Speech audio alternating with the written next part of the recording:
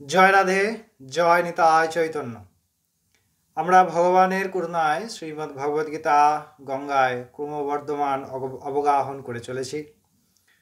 আমাদের প্রচেষ্টা এই থাকবে যে এই গঙ্গা থেকে যেন আমরা না উঠে স্থলে আসি, কারণ এই গঙ্গাই, এই জ্ঞানামৃতই, এই বিজ্ঞানামৃতই আমাদেরকে ভগবৎ পাদ পদ্ম পর্যন্ত পৌঁছে দিতে পারে। সমস্ত প্রকার সাধন দ্বারা, সমস্ত প্রকার আচরণ দ্বারা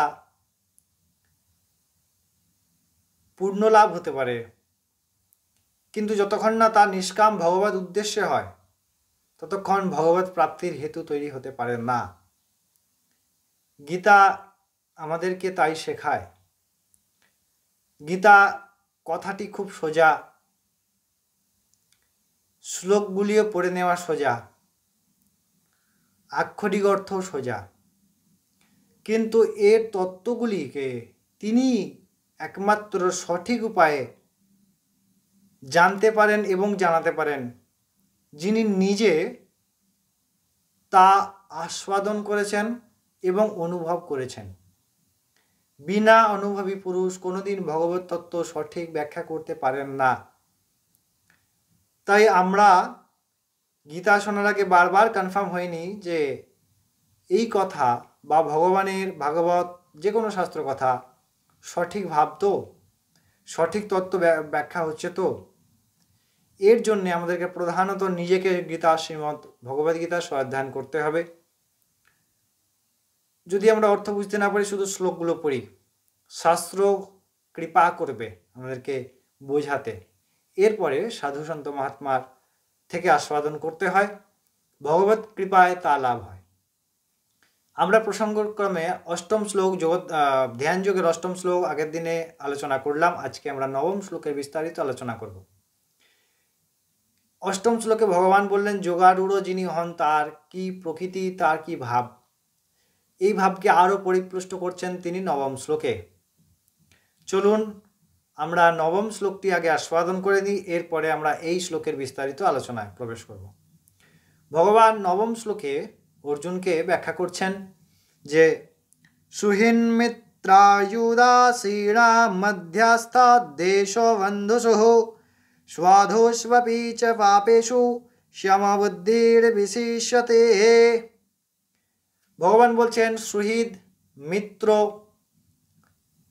শত্রু, উদাসীন, সৎ আচরণকারী ব্যক্তি এবং পাপ আচরণকারী ব্যক্তি মধ্যে যখন সমান দৃষ্টি থাকবে তখন তিনি শ্রেষ্ঠ বলে পরিগণিত হবেন।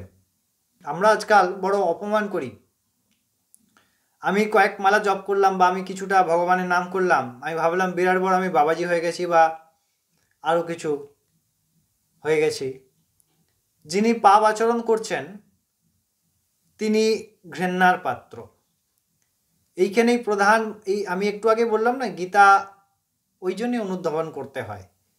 এই জায়গায় আমরা দেহভাব দর্শন করছি, কিন্তু কোনোটি দেহভাবযুক্ত হয়ে দর্শন কি সঠিক দর্শন নয়।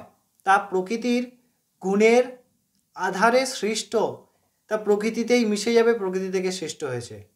তাই এই বস্তু সৎ হয় না, সত্য হয় না। যা সত্য হয় না তার আচরণ সত্য হবে না।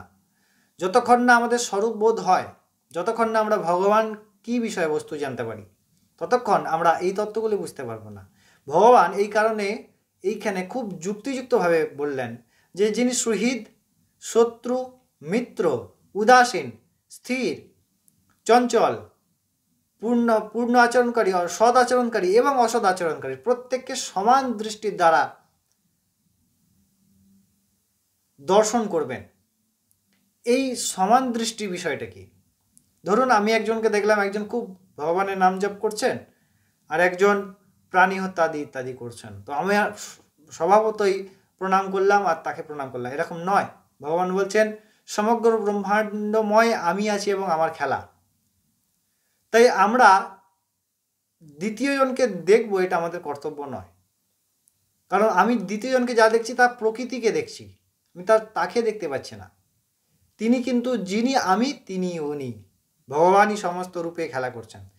তাই আগে নিজেকে নিজের স্বরূপ বোধ করতে হয়। যখন নিজের স্বরূপ বোধ হয়ে যাবে, যখন ভগবত ভাব হয়ে যাবে, তখন সমস্ত জায়গায় ভগবানই দেখা দেবে। আর যতক্ষণ না আমরা দোষ রহিত হচ্ছি, ততক্ষণ আমাদের ভগবত পথে আমরা উন্নীত হতে পারবো না। এই কথাগুলি খুব অত্যন্ত গুরুত্বপূর্ণভাবে আমাদের শোনা প্রয়োজন, না হলে এই কথাগুলি কিন্তু আমরা সামান্য কথা বলে নেব। আর ভগবদ্গীতা শুনছেন, এর মানেই হলো আপনি ভগবানের পথে চলতে চলেছেন। তাই সঠিক তথ্য জানুন, সঠিকভাবে গীতা অধ্যয়ন করুন।